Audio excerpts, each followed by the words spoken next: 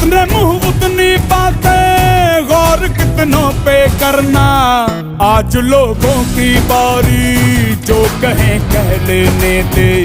तेरा भी दिन आएगा, उस दिन हिसाब चुका के रहना।